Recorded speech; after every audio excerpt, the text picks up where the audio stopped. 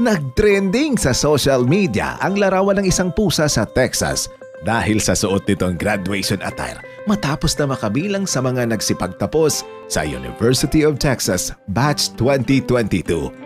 Batay sa ulat, kinilala itong si Suki, isang 1-year-old na tabby cat na hindi lamang kabilang sa mga graduates kundi ikinokonsidera ring honorary student ng nasabing paaralan.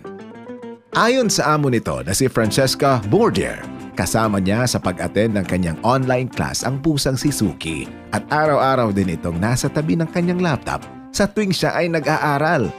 Dahil dito, nakasama sa graduation ceremony ang pusang si Suki habang nakasuot din ito ng toga, cap at hood sa mismong araw ng graduation. Bukod dito, nagpaabot rin ng pagbati ang pamunuan ng University of Texas sa nakapagtapos na pusa. Congratulations! Pusang matalino!